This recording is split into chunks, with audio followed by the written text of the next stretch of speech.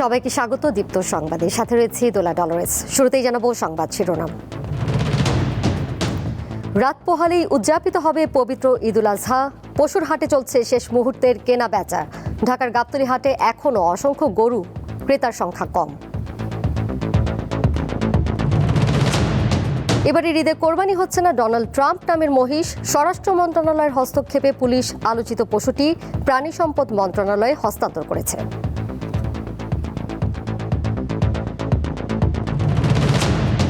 রাজধানীর বাস, ট্রেন ও লঞ্চ টার্মিনালে দিনভর ঘরমুখো মানুষের ভিড়। সূচি বিপর্যয়ের কারণে যাত্রীদের ভোগান্তি, বাসে অতিরিক্ত ভাড়া আদায়ের অভিযোগ। ঈদের প্রধান জামাতের জন্য প্রস্তুত জাতীয় ঈদগাহ। একসঙ্গে নামাজে অংশ নেবেন রাষ্ট্রপতি ও প্রধানমন্ত্রী। নারীদের জন্য থাকছে ব্যবস্থা, বৃষ্টির আশঙ্কা। ঢাকার মগবাজারে আদ্দিন হাসপাতালে 6 নবজাতকের মৃত্যুর ঘটনায় চাঞ্চল্য। কারণ এখনও পরিষ্কার নয়। 3 সদস্যের তদন্ত কমিটি করেছে স্বাস্থ্য অধিদপ্তর। সাফ নারী চ্যাম্পিয়নশিপের হ্যাটট্রিক শিরোপার মিশনে আগামীকাল মাঠে নামছে বাংলাদেশ। প্রতিপক্ষ মালদ্বীপ। আত্মবিশ্বাসী মারিয়া মান্দা ও ঋতুপর্ণা জাকমারা।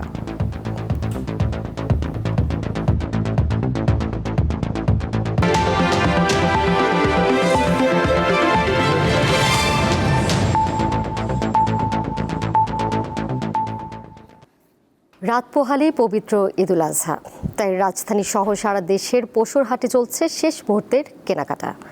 গাবতলী হাটে এখনও অনেক পশু বিক্রি হয়নি, ক্রেতার সংখ্যা কম। অনেকে পরিবারের সদস্যদের নিয়ে পশুর হাটে জড়ো হচ্ছেন। দাম যাই হোক, পছন্দের পশু কিনে নিচ্ছেন তারা। ছোট ও মাঝারি গরুর চাহিদা বেশি বলে জানান বিক্রেতারা। 3 দিন ধরে কোরবানির বিধান রয়েছে, তবে আজ রাতেই শেষ হবে পশুর হাট। ক্রেতা বিক্রেতার নিরাপত্তা নিশ্চিতে আইনশৃঙ্খলা রক্ষাকারী বাহিনীর সদস্যরা বিভিন্ন হাটে সতর্ক অবস্থানে রয়েছেন।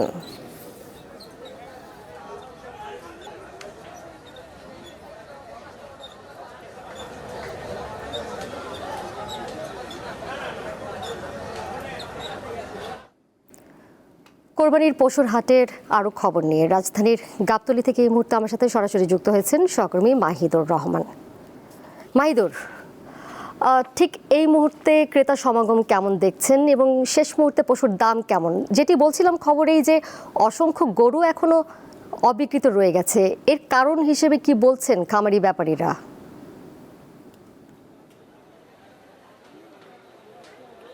দোলা, আপনি যেমনটি প্রতিবেদনে বলছিলেন, আসলেই কিন্তু এই মুহূর্তে বাংলাদেশের সবচেয়ে বড় পশুর হাট গাবতলী পশুর হাটে কিন্তু আমরা শেষ খবর নিয়েছি এখনো প্রায় 1 লাখেরও বেশি গবাদি পশু এখানে মজুদ রয়েছে। তবে সেই তুলনায় কিন্তু ক্রেতার সংখ্যা অনেক কম। সাধারণত ঈদের আগে যেরকম ক্রেতা থাকে এই পশুর হাটে, সেই রকম ক্রেতা এই বছরে একেবারেই কমে গিয়েছে বলে আমাদেরকে জানিয়েছে।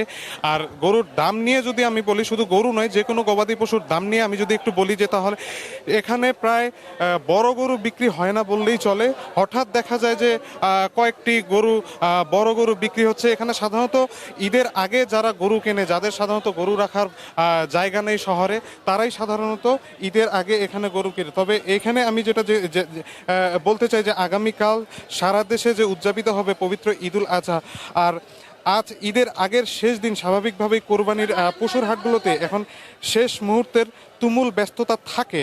গাবতলীর এই পশুর হাটে আজ দুপুরের পর থেকে আমরা জানতে পেরেছি যে বিক্রেতাদের ঢল নেমেছে, কিন্তু ক্রেতাদের নয়। তবে নেই দর কষাকষির কোনো বিতর্ক, কারণ বিক্রেতা আছে, তবে ক্রেতা খুবই কম বললেই চলে। ক্রেতারা কিন্তু আমরা কথা বলেছি, তারা বলেছেন যে গতবারের তুলনায় এবার দাম নাগালের মধ্যেই রয়েছে। বিশেষ করে 2 লাখ টাকার নিচের যে মাঝারি গরুর চাহিদা, এগুলি কিন্তু সবচেয়ে বেশি। তবে বিক্রেতাদের মুখে কিছুটা অসন্তোষ, তারা বলছেন ন্যায্য দাম পাচ্ছেন না।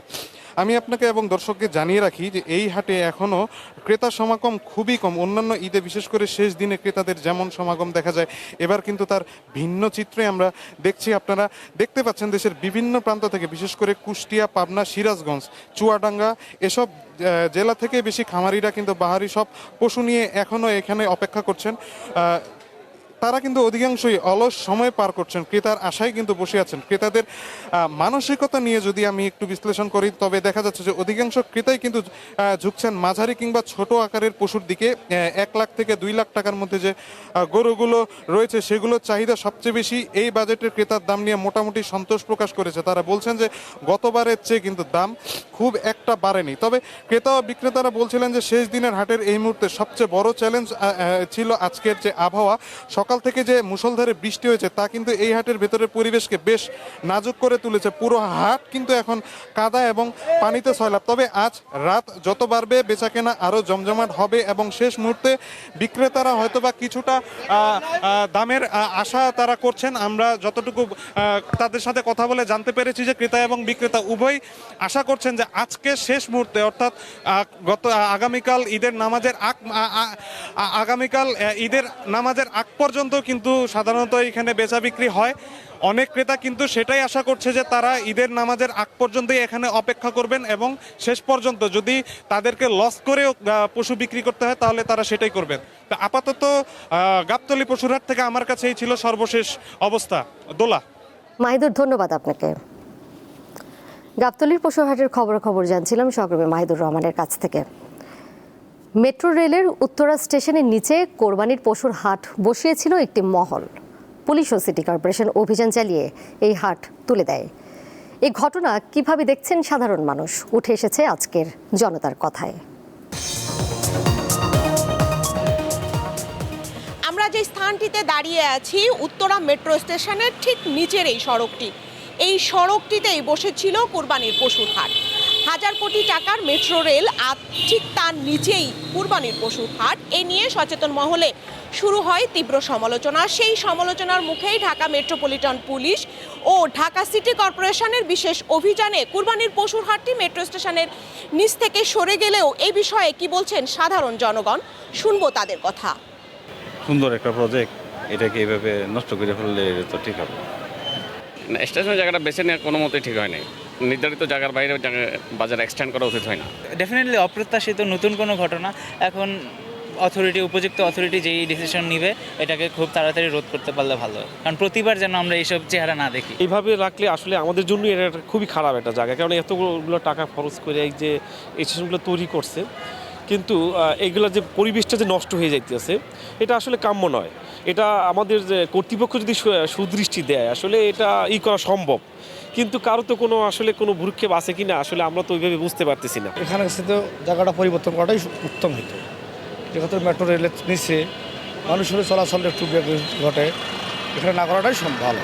আমার মতে হচ্ছে যে এটার সাথে যারা সংশ্লিষ্ট, যারা জড়িত আছেন, তাদের এই বিষয়টা এখানে হাট বসানোর আগে থেকে এটা চিন্তা করা দরকার ছিল এবং এই জায়গাটা যদি আমরা একটু কড়া নজরদারিতে রাখতাম তাহলে আসলে এই সিচুয়েশনটা তৈরি হতো না। হাট করার জন্য তো জায়গার অভাব নেই। আশা করি পরবর্তীতে আমাদের যারা সরকার মহোদয় আছে এই বিষয়টাতে দৃষ্টি রাখবে। মেট্রো স্টেশনের মতো স্পর্শকাতর আধুনিক স্থাপনার নিচে কিংবা রাস্তা বন্ধ করে অস্থায়ী পশুর হাট কোনোভাবেই গ্রহণযোগ্য নয়। আর তাই তো প্রশাসনের আরও কঠোর নজরদারি চান ঢাকাবাসী।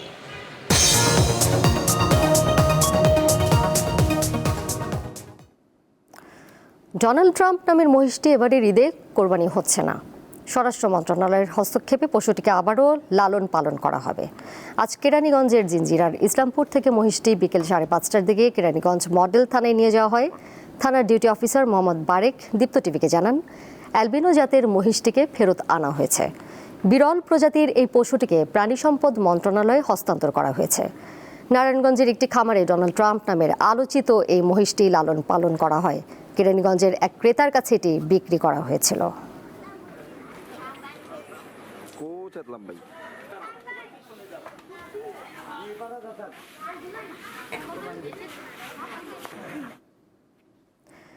ঈদুল আজহায় পশু কেনার পাশাপাশি দা ছুরি সহ অন্যান্য সরঞ্জাম কিনতেই হয়। ফলে কামারের দোকানে শেষ মুহূর্তে বেড়েছে ব্যস্ততা। চাটাই ও গাছের গুঁড়িও বিক্রি হয় বেশ। আগামীকাল মুসলিমদের সবচেয়ে বড় ধর্মীয় অনুষ্ঠান ঈদুল আজহা। কোরবানির পশু বেচাকেনা শেষে এখন শেষ মুহূর্তে চলছে মাংস কাটাকুটির প্রস্তুতি। আর সেই প্রস্তুতি ঘিরে রাজধানীর বিভিন্ন বাজারে বেড়েছে ছুরি, দা, বটি, কাঁচি কিংবা চাটাইয়ের মতো বিভিন্ন প্রয়োজনীয় অনুষঙ্গ বিক্রি। আর শেষ মুহূর্তের এই ব্যস্ততা দেখতে চলুন ঘুরে আসি রাজধানীর প্রধান পাইকারি পণ্যের বাজার কারওয়ান বাজার থেকে।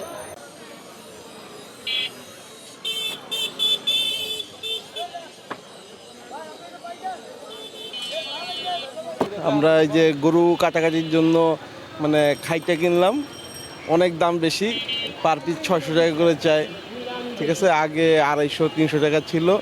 ও কাটাকাটির জন্য বড়ি ধার দেওয়াইলাম গা, পাটি কিনলাম, খ্যার করলাম, এবার গরুর জন্য খাবার তৈরি করলে খাবার নিলাম। একদিনের জন্য আমরা যারা ব্যবহার করি এরা আসলে আমরা দামে দিয়ে টাকাই না গা, খুশি দিয়ে উপলক্ষে একদিনে যে যা দাম চাই মোটামুটি একটু দাম কমাই টমাই আমরা নিয়ে নিই আর কি। আমরা আনছি মহসিন ডিস্ট্রিক্ট থেকে আইসি, আমরা বহু টাকা খরচ হয়েছে, তখন আমরা বেশি বাজার বেশি ভালো না। আল্লাহর রহমতে খুব ভালো বেচা কিনা করছি, আরও বেচা কিনা হবে। 1500-700 পিস আনছি মাল, আমাদের অলরেডি 1200 পিস মতন চলে গেছে। নিউজ কোর্সের মাছকে ভালো হবে আসলে সকাল থেকে এই পর্যন্ত বৃষ্টির পরে মোটামুটি কাস্টমার আসছে, কিন্তু দামে বলতেছে না। আমি অন্য বছর তো এই বছর বেচা কিনিও ভালো, দামও একটু হালকা বেশি, মালও চলতেছে বেশি। সকালে তো মনে করেন যদি বৃষ্টি হয়েছে বেচা একটু কম ছিল, বৃষ্টি থামছে বেচা কিনি ভিড় লেগে গেছে। কথা বলার সময় নেই, তারপর আমি কথা একটু বললাম। কেউ 5 লাখ বেচ চালাইছে, কেউ 50,000 বেচ পারে না। আবার আমাদের 60-70 হাজার টাকা হয়ে গেছে, আমার টার্গেট হলে 4 লাখ টাকার গরু কিনছি যাতে কোরবানিটা সুন্দরভাবে দেওয়া যায়, তো এটার দাম আহামরি বেশি না। বর্ষা না হয়তো তাহলে আমাদের মাল থাকতো না, বাকিরা আরো সময় আছে, তাতে আমরা চলে যাইব। কারণ আমাদের একটা বছরে একটা সিজন কত হয়, এবার এসে মিলে 10 লাখ টাকা রইব। কোরবানির সময় একদিনের জন্য সবচেয়ে বেশি চাহিদা তৈরি হয় দা, বটি, চাপাতির মতো এসব প্রয়োজনীয় সরঞ্জামে। একদিকে ক্রেতাদের শেষ মুহূর্তের কেনাকাটা, অন্যদিকে বিক্রেতাদের ব্যস্ততা, সব মিলে জমজমাট ঈদের আমেজ। শিউলি শবনম, দীপ্ত সংবাদ, ঢাকা। এবার ঈদ যাত্রার খবর। কাল ঈদুল আজহা, আনন্দের এই দিনটি প্রিয়জনের সাথে কাটাতে রাজধানীর বাস ও রেল স্টেশনে আজ ছিল ঘরমুখো মানুষের ভিড়। কমলাপুর থেকে বেশ কিছু ট্রেন ছেড়েছে দেরিতে, ফলে ভোগান্তিতে পড়েন যাত্রীরা। বাসে বেশি ভাড়া আদায়ের অভিযোগ পাওয়া গেছে। ঘড়ির কাঁটায় তখন সকাল 11টা, অথচ কমলাপুর রেল স্টেশন থেকে উত্তরবঙ্গের উদ্দেশ্যে একতা এক্সপ্রেসের ছেড়ে যাওয়ার কথা ছিল সকাল 10:15টায়। তাই ট্রেন আসা মাত্রই হুড়মুড় করে উঠে পড়লেন সবাই। মুহূর্তেই ভরে গেল ট্রেনের বগি। তারপরও বাইরে দরজায় দাঁড়িয়ে ঝুলছেন অনেকে। শুধু কি তাই, কিছুক্ষণের মধ্যেই ছাদে চড়ে বসলেন নারী ও পুরুষ সবাই, সঙ্গে ছিল শিশুও। অথচ টিকিট কেটে উঠতে পারেননি অনেকে। প্রত্যেকটা দরজার দিকে আপনি তাকায় দেখেন, মানে বিন্দু মাত্র জায়গা নেই যে সেখানে আমি মানে জোরাজুরি করে উঠবো, যে কারণে আমার পক্ষে সম্ভব হচ্ছে না। আমার টিকিট থাকা সত্ত্বেও আমি এখন উঠে যেতে পারতেছি না। এর থেকে আর মানে কষ্টের আর কি বলবো আর কি। দেখা যাচ্ছে যে টিকিট আছে কিন্তু সে উঠতে পারতেছে না, বাট যার টিকিট নেই সে কিন্তু ঠিকই অনেক সময় উঠে যাচ্ছে। এবং আমি যে প্রোটেকশন দেখলাম, এখানে বাস দিয়ে প্রোটেকশন দিছে, ইভেন এয়ারপোর্টেও দিছে, তারপরেও কেমনে উঠে এটা মানে উডন্য।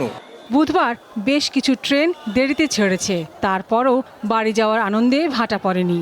অনেক খারাপ লাগতেছে, ভালো লাগতেছে না। আর ঘুম জাগা রাতে, আবার এই যে এতটা জার্নি করতে হবে, মানে সব কিছু মিলে আর কি ভালো লাগতেছে না। বাচ্চাও বিরক্ত হয়ে গেছে। ভোগান্তি এটা তো বলা যাবে না, মানুষ বছর শেষে একদিন বাড়ি যাবে, এটা তো আনন্দের বিষয়।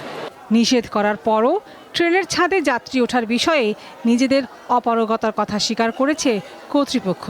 আমরা চেষ্টা করছি তাদেরকে নামানোর জন্য, এবং এটা পরবর্তীতে দেখা গেছে যে তাদের নামাতে গেলে ট্রেন অধিক বিলম্ব হবে এবং একটা বিশৃঙ্খলার সৃষ্টি হবে। সেই জন্য আমরা এটা আর পরে আর সামনের দিকে যে যারা দু একজন বা 2-4 জন যারা উঠছিল তাদেরকে দিয়ে আমরা ট্রেন চালাইছি ট্রেনের বিলম্বতা এড়ানোর জন্য। এদিকে বাস টার্মিনালগুলোতেও দেখা গেছে ঘরমুখো মানুষের চাপ। যাত্রীরা অতিরিক্ত ভাড়া আদায়ের অভিযোগ করলেও বাস কর্তৃপক্ষ তা অস্বীকার করেছে। আমরা নর্মালি তো 500-550 টাকাতে বরিশাল পর্যন্ত যাওয়া হয়, এখন সেখানে ওনারা 700 টাকাও ঠিক আছে, আমরা বলছি 700 পর্যন্ত রাখেন না, 800-900। কোথাও বেশি নিচ্ছে, 700-800 টাকা চাইতেছে, আবার কোথাও 500-600 টাকা চাইতেছে। আমাদের এই বিআরটি এর চার্জও আছে ভাড়ার, ওইটাই। যাত্রীদের অভিযোগ প্রতি বছরই এমন ঘটে, অথচ কেউ কোনো উদ্যোগ নেয় না। লাবণী গুহ, দীপ্ত সংবাদ, ঢাকা। এদিকে ঈদযাত্রার শেষ দিন রাজধানীর সদরঘাট টার্মিনালে যাত্রীর বেশ চাপ ছিল, এখনও অনেকে সেখানে রয়েছেন। সকাল থেকে সদরঘাটে যাত্রীর চাপ বাড়তে থাকে। সময় যত গড়ায় ততই দক্ষিণাঞ্চলের মানুষের ভিড় বাড়তে থাকে। সময় মতো লঞ্চ না ছেড়ে যাওয়ায় ভোগান্তিতে পড়েন যাত্রীরা। বিআরডব্লিউটি-এর ঢাকা নদী বন্দর সূত্রে জানা গেছে, আজ সকাল থেকে সন্ধ্যা 6টা পর্যন্ত সদরঘাট থেকে 56টি লঞ্চ ছেড়ে গেছে। একই সময় টার্মিনালে এসে পৌঁছেছে 74টি লঞ্চ।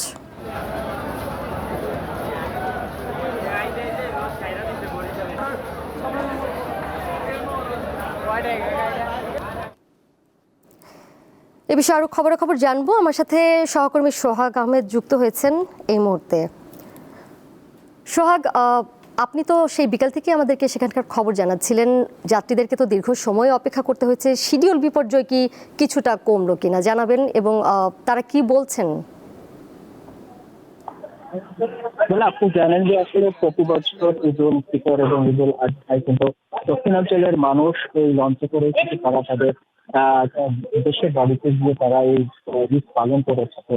তো সকাল থেকে কিন্তু এই সদরঘাট লঞ্চ টার্মিনালে যাত্রীদের উচ্চতা থাকলেও, অর্থাৎ রাত 11টার সময় হচ্ছে শেষ লঞ্চটি ছেড়ে চলে গেছে কিছুক্ষণ আগে। তো সেই লঞ্চে আমরা দেখলাম যে আসলে অনেক বেশ যাত্রী ছিল, কিন্তু এখন টার্মিনালের দিকে তাকাইলে দেখবেন যে আসলে তেমন কোনো যাত্রী নেই। দু একজন হয়তো হকার বা কোস্টগার্ড বা এই লঞ্চের যারা দায়িত্বে রয়েছেন তারা রয়েছে, এই যে তাদেরকে লঞ্চগুলো রয়েছে সেগুলো ঠিক করে রাখার জন্য।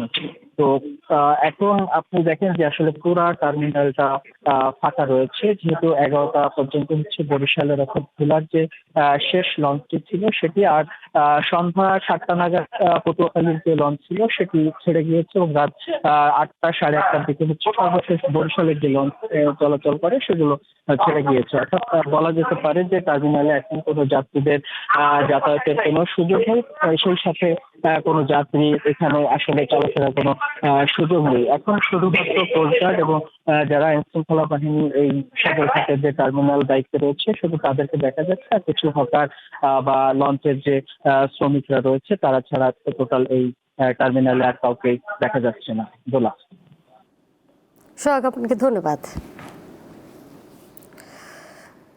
ঈদুল আজহার প্রধান জামাতের জন্য প্রস্তুত জাতীয় ঈদগাহ। বৃষ্টির কথা মাথায় রেখে নেওয়া হয়েছে সার্বিক প্রস্তুতি। স্থানীয় সরকার প্রতিমন্ত্রী জানিয়েছেন, জামাত হবে সকাল 7:30টায়। এতে অংশ নেবেন রাষ্ট্রপতি ও প্রধানমন্ত্রী। এদিকে ঈদের দিন দেশের দক্ষিণাঞ্চল বাদে বাকি সব জায়গায় রয়েছে বৃষ্টির পূর্বাভাস। গত কয়েকদিনের বৃষ্টিতে জাতীয় ঈদগাহের মাঠ ভেজা, তাই বৈরী আবহাওয়ার কথা মাথায় রেখেই ঈদুল আজহার প্রধান জামাতের জন্য প্রস্তুত করা হয়েছে জাতীয় ঈদগাহ। জামাতে অংশ নেবেন রাষ্ট্রপতি, প্রধানমন্ত্রী সহ বিশিষ্ট জনেরা। নারীদের জন্য থাকছে নামাজের ব্যবস্থা। ঈদগাহ ময়দানে সকল প্রস্তুতি সম্পন্ন হয়েছে। এই ঈদগাহ ময়দানে পুরুষ এবং মহিলা সহ মোট 35,000 মুসল্লিদের বসার ব্যবস্থা করা হয়েছে, এবং মহিলাদের আলাদা ওযু এবং বসার ব্যবস্থা সম্পূর্ণ আলাদা রয়েছে। ঈদগাহের চারপাশ ও প্রবেশদ্বারে 4 থেকে 6 স্তরের নিরাপত্তা ব্যবস্থা নেওয়া হয়েছে। আর ঈদের দিন রাজধানীতে দায়িত্ব পালন করবেন 15,000 পুলিশ সদস্য। এছাড়াও কোরবানির বর্জ্য দ্রুত অপসারণে বিশেষ প্রস্তুতি নিয়েছে ঢাকার 2 সিটি কর্পোরেশন। নিরাপত্তায় এই ঈদ কেন্দ্রিক আমাদের 1000 ঈদ জামাত কেন্দ্রিক, এবং তার আশেপাশে এই 4 থেকে 6 স্তরের এখানে আমাদের 1500 পুলিশ সদস্য নিরাপত্তায় থাকবেন, এবং সারা মহানগরীতে আমাদের ঈদের দিন 15,000 সদস্য নিয়োজিত থাকবে। আমরা নগরবাসীকে 1 লক্ষের উপরে আমরা চট ব্যাগ সাপ্লাই দিয়েছি। আমরা আশা করব সেই চট ব্যাগের মধ্যে তারা বর্জ্যগুলো ফেলবেন, কোনো অবস্থাতেই কোনো ড্রেনের মধ্যে যাতে তারা বর্জ্য না ফেলে, এই বিষয়টা আমরা খুবই বারবার জরুরিভাবে দৃষ্টি আকর্ষণ করেছি।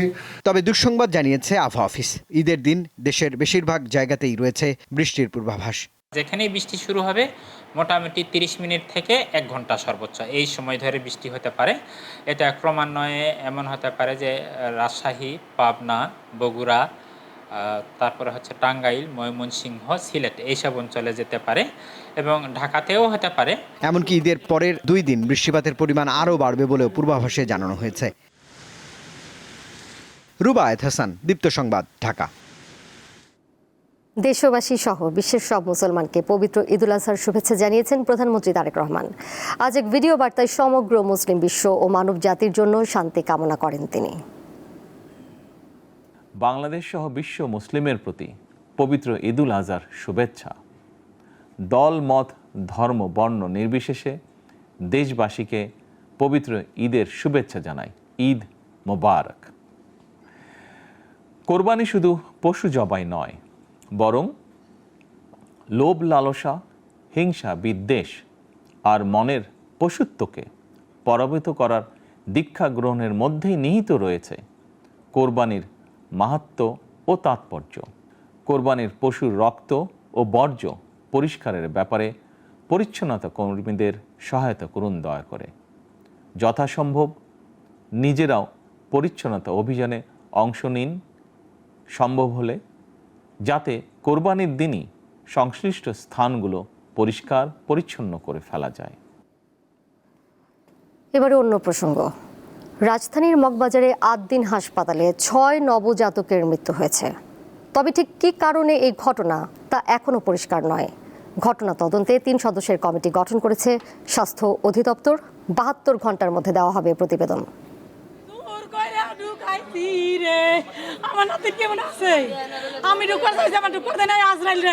নবজাতক নাতনির মৃত্যুর খবরে ৮ দিন হাসপাতালের করিডোরে বসে এভাবেই বিলাপ করছিলেন সেলিন আক্তার।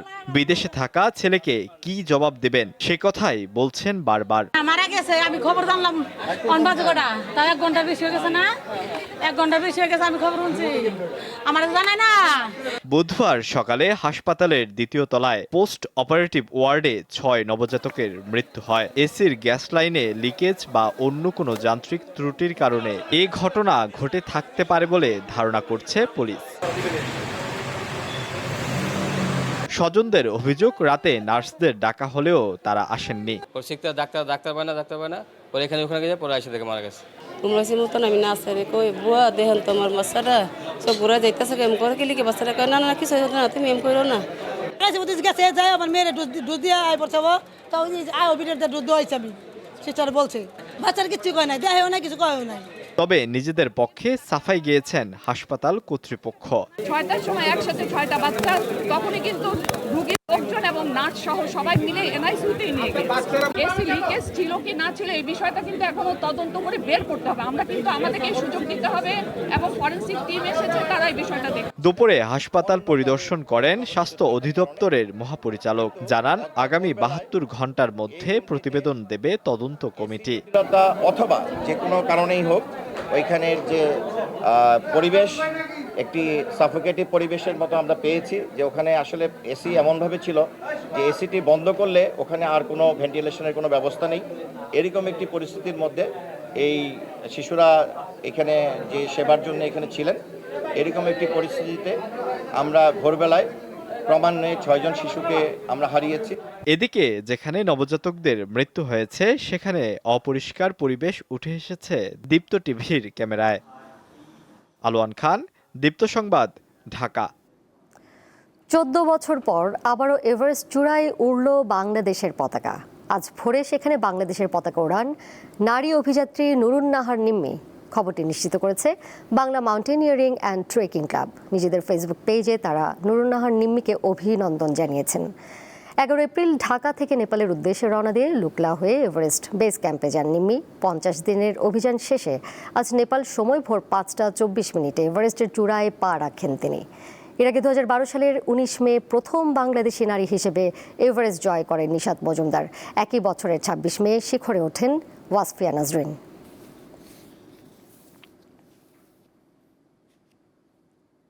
ঈদের কাঁচা চামড়া সংগ্রহের লক্ষ্যে সব ধরনের প্রস্তুতি শেষ করেছেন ট্যানারি মালিক ও ব্যবসায়ীরা। এবার ৭৫ লাখ থেকে ৮০ লাখ কোরবানির পশুর চামড়া সংগ্রহের লক্ষ্যমাত্রা নির্ধারণ করেছেন তারা। ব্যবসায়ীদের অভিযোগ, এবার কাঁচা চামড়া কিনতে পর্যাপ্ত ঋণ পাননি তারা। বাংলাদেশে প্রতি বছর কাঁচা চামড়ার শতকরা ৪০ থেকে ৫০ ভাগের মতো আসে কোরবানির ঈদে। তাই ঈদের কয়েকদিন আগে থেকে প্রস্তুতি শুরু করেন ব্যবসায়ীরা। লবণ সংগ্রহের পাশাপাশি চামড়া রাখার জায়গা ধুয়ে মুছে রাখেন তারা। এবছর উচ্চ মূল্যস্ফীতি ও ইরান যুদ্ধের কারণে তুলনামূলক কম পশু কোরবানি হবে এমন ধারণা চামড়া খাত সংশ্লিষ্টদের। আমাদের যে কাঙ্ক্ষিত লক্ষ্যমাত্রা, সেই লক্ষ্যমাত্রার চেয়ে পশু কোরবানি কম হবে।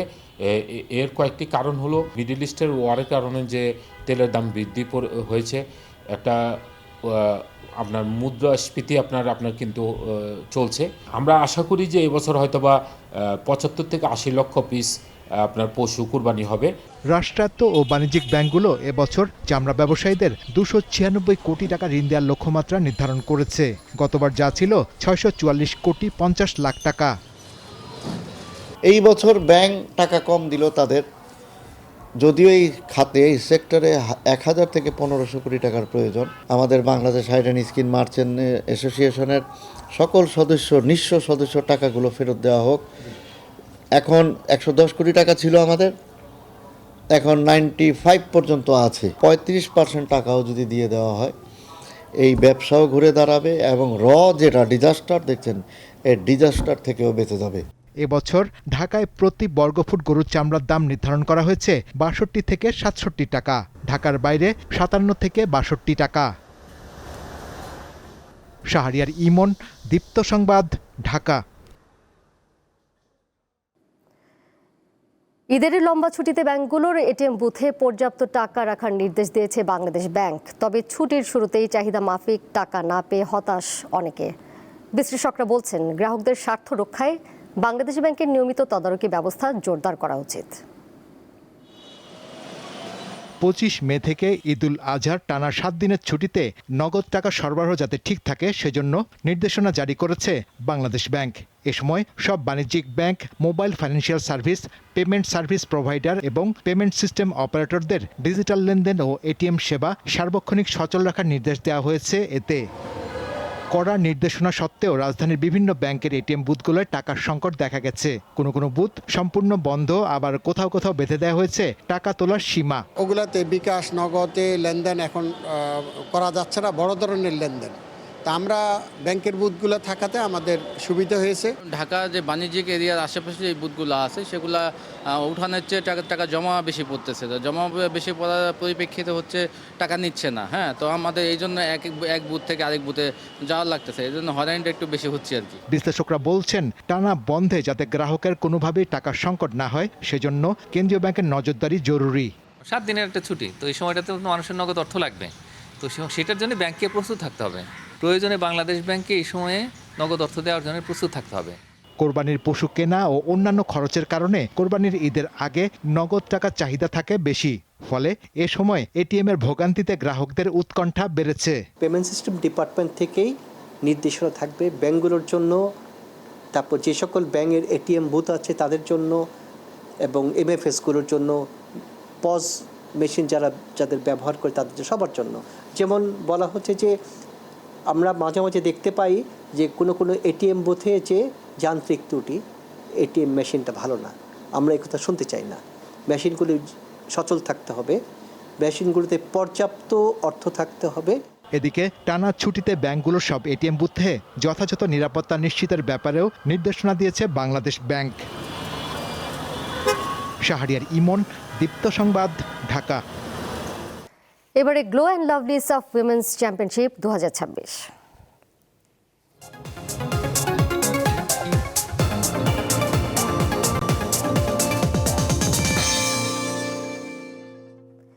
সাফ নারী চ্যাম্পিয়নশিপে নিজেদের প্রথম ম্যাচে কাল মাঠে নামবে বর্তমান চ্যাম্পিয়ন বাংলাদেশ। ভারতের জওহরলাল নেহেরু ফরতোদা স্টেডিয়ামে তাদের প্রতিপক্ষ মালদ্বীপ। খেলা শুরু হবে বাংলাদেশ সময় রাত 8টায়। এবারের আসর মারিয়া মান্দাদের হ্যাট্রিক শিরোপার মিশন। নারী সাফের অষ্টম আসর শুরু হয়েছে দুদিন আগে। এবার বর্তমান চ্যাম্পিয়নদের মাঠে নামার পালা। ঢাকা ছাড়ার আগে হ্যাট্রিক শিরোপা জয়ের চ্যালেঞ্জের কথা জানিয়েছিলেন অধিনায়ক। সেই যাত্রা পূরণের পথে শুরুটা করতে হবে জয় দিয়ে। কে কয় গোল করলো সেটা দেখার বিষয় না, আমাদের নজর আমাদের খেলার দিকে। আমাদের ভালো খেলার বিকল্প নেই, আর সেটাই করতে চায় মেয়েরা। ম্যাচের আগের দিন বুধবার অনুশীলন হয়েছে মূল মাঠ ফরতোদা স্টেডিয়ামের পাশে ডন বস্কোতে। তা নিয়ে অবশ্য তেমন কোনো আক্ষেপ নেই দলের। মূল পরীক্ষায় ভালো করে সফল হওয়ার কথা শোনালেন অধিনায়ক। প্রত্যেকটা ম্যাচে আমাদের গুরুত্বপূর্ণ যে মিডফিল্ড থেকে যদি আমরা ভালো খেলতে পারি তো সবসময় একটা ভালো একটা রেজাল্ট হয় বা বল খেলা উপহারগুলো খুব সুন্দর হয়। সাফ নারী টুর্নামেন্টের বি গ্রুপে বাংলার মেয়েদের প্রতিপক্ষ মালদ্বীপ, যারা কিনা নিজেদের প্রথম ম্যাচে ভারতের কাছে 11-0 গোলে বিধ্বস্ত হয়েছে। আসলে টিকে থাকতে হলে তাদের চেষ্টা করতে হবে প্রাণপণ। শেষ দুবার সাফের শিরোপা এসেছিল নেপাল থেকে, এবার ভেন্যু পরিবর্তনের পাশাপাশি লক্ষ্যটাও ভিন্ন। সেই মিশনের পথে শিরোপা ধরে রাখার চ্যালেঞ্জে নিজেদের সেরাটা নিংড়ে খেলার প্রত্যয় বাংলার মেয়েদের। মোহাম্মদ হাসিব, দীপ্ত স্পোর্টস, গোয়া, ভারত। আর এই ছিল দীপ্ত রাতের সংবাদে। এর সাথে বিদায় নিচ্ছি আমি দোলা ডলরেস। সবাইকে ঈদের শুভেচ্ছা।